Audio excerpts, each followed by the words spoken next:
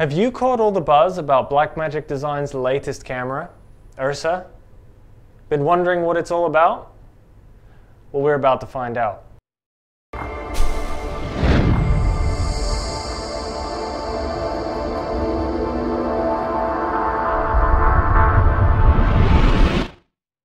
Hi, I'm Richard from MediaCast, and today we're going to open up a whole new world of possibilities inside this box. The first thing you'll notice is the DaVinci Resolve 11 USB key and a few other documents and manuals that are on an SD card. Also is the power supply for the camera. There's no built-in battery for this camera, so power supply is going to be your first port of call when it comes to powering it up. And then you'll see the camera itself. Now, the first thing you'll notice about this camera is it weighs about 7.5 kilos. It's not a pocket camera. It's on the complete other side of the scale of the pocket camera. It's heavy, but it's heavy for a reason. It's made to do a different job, a different style of shooting. Whereas with the pocket camera and the production camera 4K and the cinema camera, you've got to add a lot of accessories to the camera. Pretty much everything you need is built into the URSA, and that's really the mindset behind this camera. Everything's there. One of the first things you'll notice that's been spoken about a lot online, on forums, on blog posts, is this big 10-inch viewfinder. It's actually the same LCD panel that you get in the studio camera. It's very bright, it's full HD resolution. It'll put up with being seen easily in sunlight and under bright lighting conditions. And the other thing you'll notice on this model, the Canon EF model, is your Canon EF lens mount. Now, this module at the front here, which includes the sensor itself plus the lens mount, is actually a removable module. And that's one of the most exciting things about the URSA, is that it's user upgradable. It's on the box. It's one of the first things that you'll read about the camera, even on the website. It's the world's first user upgradable 4K cinema camera. So 4 screws and the entire lens mount and sensor assembly come off, and it can be swapped in for a newer sensor when those become available, and even for any of the other versions of the URSA in the range, PL version, broadcast version, and an HDMI only recorder version.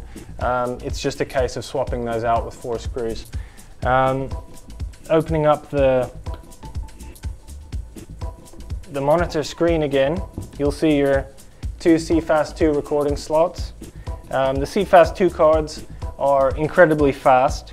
They enable higher frame rate recording, which is one of the biggest features of this camera over the other Blackmagic cameras as well. At the moment, you're able to record up to 60 frames a second on this camera. You'll also notice another screen here. Now, this is different to any of the other cameras, and there's actually one on the flip side. This is also one of the major features of the URSA, is it's been designed with more than one user in mind. Now, one camera operator, this can be a one camera operator camera, but where its real strength lies is in a larger team. The camera is divided up into zones. So on this side here, you've got your DP or your camera operator themselves, and on the other side, you're able to have your camera assist and audio recording engineer working on the other side of the camera without stepping on each other's toes or getting in each other's way. So on the back of the camera here, you're able to, it doesn't come with the camera, but you're able to put a V-mount, industry standard V-mount battery plate on the back. If you unscrew these screws and take this plate off, there's or these screws here, behind there's a Molex type electronic connector, and it's just a case of buying the plate. They're going to be from IDX, and screwing that on there, and then all your V-mount batteries will be able to power the camera. Okay, so now we're going to power it up. I've got a Canon EF mount test lens here,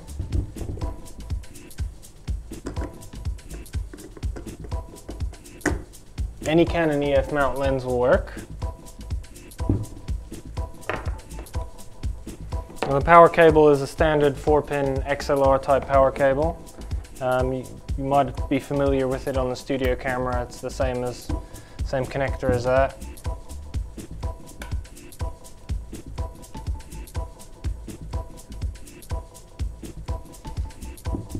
And then the power button is just here. You just hold it down.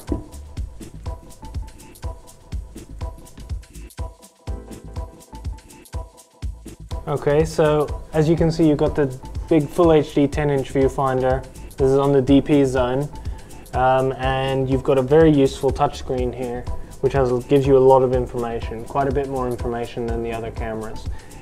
So as well as showing you your time code, which is very useful, you've got histogram for exposure, you've got focus, and you've got a live waveform of the audio that's being recorded on your inputs. So here we're showing what's being recorded through the internal microphone, but if you've got external mics plugged in, it'll show you what's coming in through your external mics. You can see you've also got various buttons here at the bottom. I'm not going to go through them all now, but stay tuned because we will in another video. Just swapping the camera around. The screen for the camera assist is basically identical, so are the buttons on the bottom. This is so that your camera assist or your audio engineer has full control over his settings without stepping on anybody else in the team's toes or space. You've got very big audio metering, which is great because your audio engineer, even from a distance, can make sure levels aren't peaking, and can make adjustments at the camera as well. Can solo and mute various channels as well. And yeah, again, stay tuned later for more about the actual connections, connectivity, and going through the menus in a bit more detail. But for today, that's what I'm going to show you. So this is it on the Blackmagic URSA for today. But make sure you check us out on Facebook and Twitter and follow our YouTube channel. And that's it for today. Until next time, bye.